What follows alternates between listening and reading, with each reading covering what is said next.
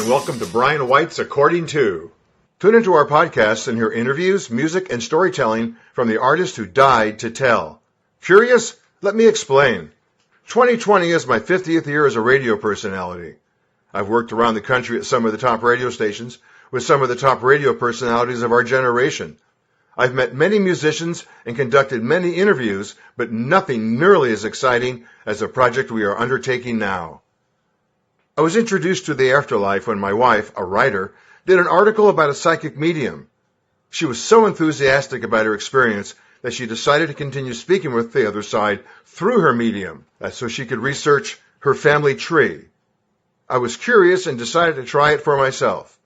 My first reading came in November of 2018 and was nothing short of amazing, as I was able to communicate with friends and family who had passed over.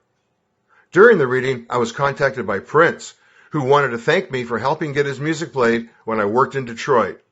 I was one of the first to introduce his music to the world, and the rest is history.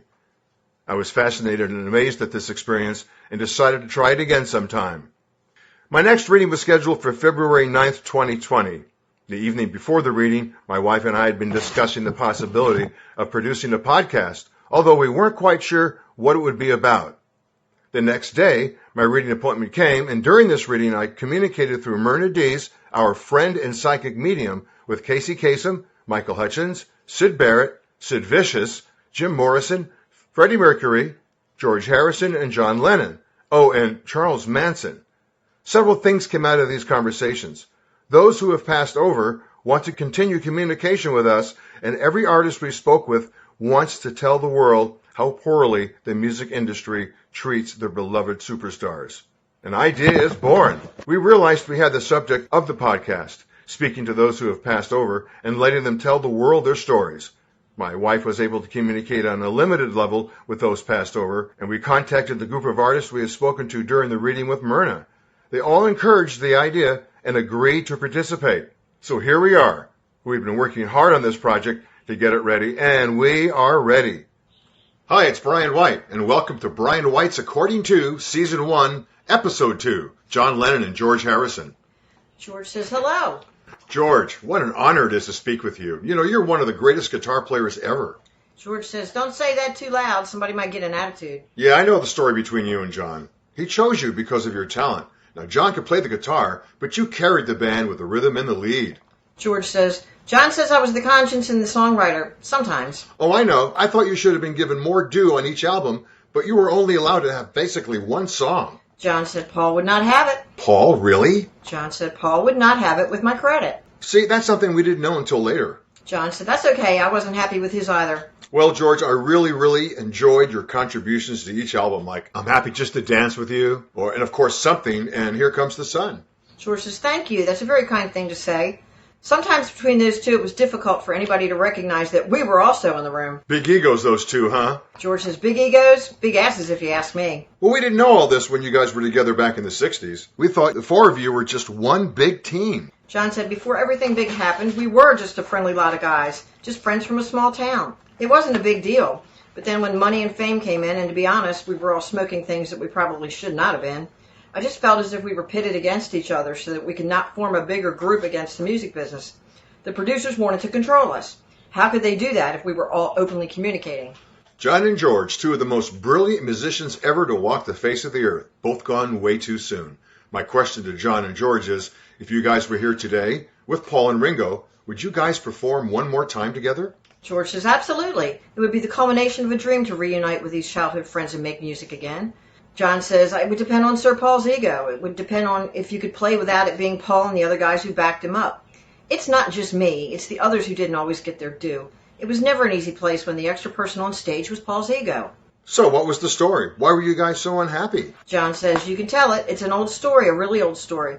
How people are treated like nothing, like cogs in a machine. And how artists are sensitive and require different environments and have to be treated in a way that says we understand the enormous amount of pressure being brought to bear upon you. You know, if you look at artist after artist that people say are fantastic or genius, those people lived under conditions that no one should have to live under. And you can do a small thing and pay attention to those who are still there and make an opportunity for them to create under more humane conditions. You might have musicians who create for longer periods of time, whose output would be pure, and you wouldn't have to think so much about how many records someone sold or what number they hit on the charts, but that this is a genuine artist and should be heard. I think that you're moving into a time when censorship will be coming very soon. Wow, really? It's going to get worse. John says it's worrying. I think that this is perhaps a conversation that needs to be had as well. Well, I think you're right, John. I don't believe in censorship at all. John says maybe the front lines will be those people, the DJs, the radio stations, who keep saying, let's play this music, it's important. It's absolutely important. We've now gotten the conversation started. With this interview, we will be your voice to humanity. Can we talk again? John says, George is a bit more available than I am. I tend to spend a lot of my time on the beach, but if you call on the right day and time, I might be available to join you. We appreciate that, and we appreciate the time you spent today. You just don't know how much of an honor this is. We're going to do our best to send this message about mistreatment of the artists. We have heard stories like this from everyone we've spoken to. George says, that would be lovely. Hi, this is Renee, and I'm the voice that you hear of the artist because I'm the one that actually speaks to them on the other side. This is a new thing for me, something that I've just recently discovered I can do, and I felt a little insecure. But I had a guardian angel come to help me, and his name is George Harrison. I wanted to share with you what he's told me, the advice that he's given me, and maybe this will help somebody else that's getting ready to start something new, and they're a little insecure. A little advice from George Harrison. It feels a little like you were warming up to us and you got cold. I've had my issues with stage fright. I can completely understand yours. And yet when it came time I had to perform, that's what I was contracted to do. And I imagine you're still wrestling with the idea of contracting to do this work. That's something you need to think about because it's voluntary, but it seems to be sitting on top of you. Because you're interested, because you're willing to listen, because you're willing to find the balance, that's why you were given the gift. We're not all right, not all of us, and we're not all wrong. There's a balance there. The artistic temperament is different. We live in a different world. We answer our calls immediately, and sometimes we're out of balance with that. I think you understand that concept, and I think that the question is readiness. Are you ready to do it? Do you have room for it? Are you willing to give it space? You have a desire for it, but are you really ready to step forward?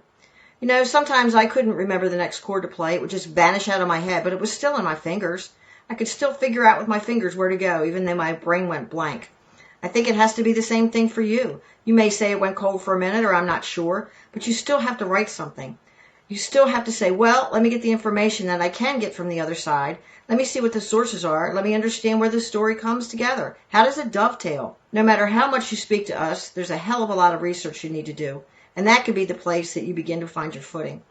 It's interesting that in any amount of writing or journalism or speaking about it, always comes down to my truth, your truth, and then the truth that's somehow in the middle.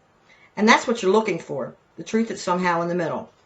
I may say we were treated unfairly, or I was treated unfairly. Somebody else may say that that's not how it was. And maybe that's true, and maybe it's not. And you were there with the puzzle pieces, trying to figure out decades later what really happened there. So maybe that's not even I'm hearing it or receiving it. I think maybe it's, do I have the ability to put the puzzle pieces together? Can I get all the information in such a big task when so many of these people are gone? And get a feeling for what really happened and who we really were. None of us are the same people that the publicist and the machine made us out to be. We were all just human beings trying to figure it out. Thanks, George.